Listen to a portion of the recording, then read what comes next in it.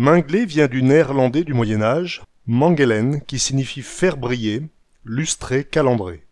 Ce mot viendrait du celte mangler, qui signifie pierre ou métal. Le métal étant synonyme de richesse et de brillance, une fois lustré. Être minglé, c'est briller comme du métal. Chez les francophones du Québec, mingler a gardé la signification de faire briller en lustrant, avec une étoffe, un morceau de tissu. Donc mingler, c'est un terme qui ne me disait pas grand-chose au premier abord, parce que je ne me souviens pas trop d'avoir entendu à étape.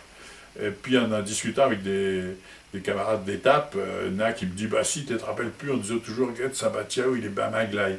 Hein, les étapes-là, ils ont l'habitude, une fois, voire 2 fois par an, de repeinturer tout le Batiao. Alors c'est tout l'équipage qui le faisait à cette époque-là. Et puis après ça a été des entreprises qui l'ont fait.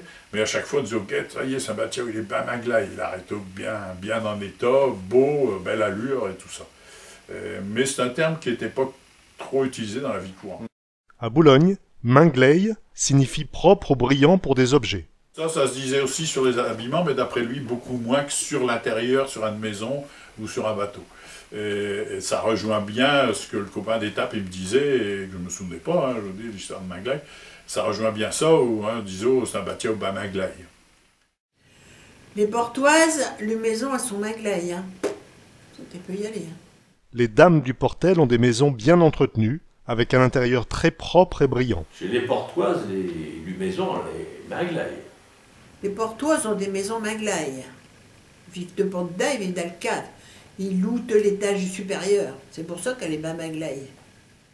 Ouais, ou avec un bel équipement, des beaux meubles, un bel équipement, tout ça peut-être. Mais pas, ça me dit rien. Et j'en ai discuté avec Louis Monard, là, ma référence de patois du quartier de la Beurrière.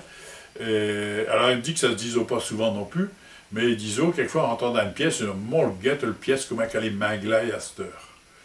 Et il dit, on disait souvent dans le cas d'une famille qui n'était pas trop riche, et puis d'un seul coup, il y avait une certaine opulence.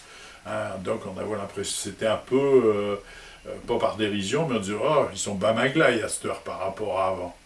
Hein, c'était dans ce sens-là qu'on l'utilisait certainement plus ici à Boulogne. Pour des personnes, mingleil signifie élégant, cossu, richement habillé. Au XIXe siècle, les riches Anglais qui habitaient ou fréquentaient Boulogne étaient très élégants et richement habillés, d'où l'expression « mis comme un Anglais », mingleil, avec parfois le sens de serré, car les beaux habits du XIXe siècle serraient fortement le corps. Il est tout mingleil, ou il est pas mingleil. Il est tout mingleil comme un milord. Il était très élégant. Il est tout mingleil comme un milord. Habillé comme un riche Anglais. Oh, regarde, il est mingleil comme un milord. Mingleil comme un milord. Il est habillé comme un monsieur. Il a un bel habit de soie. À quelqu'un qui s'est bien habillé, qui s'est mis sur son 31, on dit oh, bah dis donc, t'es mingleil, t'es aujourd'hui. Dis donc, t'es mingleil, t'es pas où? Tu es bien habillé, toi. Tu es très élégant.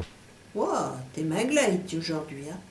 De quelqu'un fier parce qu'il est bien habillé, et qui regarde avec dédain ceux qui le sont moins bien que lui, on peut dire il est glorieux comme un paon, il se mire dans ses plumes. Il est fier comme un paon et regarde son reflet dans ses beaux habits brillants. D'une femme bien habillée, on peut dire elle est tout mingleil. Wow, jolie. Elle est tout mingleil. Elle est au mingleil. Ouais, elle est au mingleil. Dans la chanson principale de la revue patoisante Coquetin-Pince, Jean Jared et tous les comédiens étaient mingleil. Un nouvel artiste, ça fait un peu peur. Les gants qui rendent les hommes serrés, cœur enrayé. Le couteau sont bien marqués, pas maquillés. Un torchon pour tout le monde, il est mingleil. Et un recouteau pour nous amuser. Est-ce qu'on peut imaginer un Boulonnais ne parlant pas le patois? Oh non, on peut pas faire ça.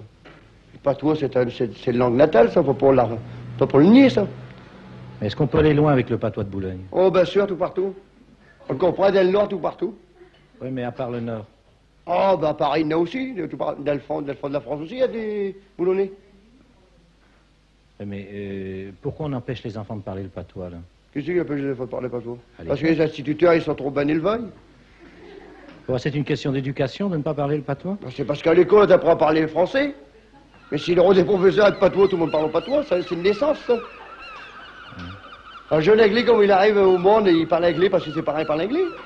Il parle pas toi de Saint-Pierre, ça se trouve pareil. Ah ben merde, vous savez qu'est-ce que je me dis là?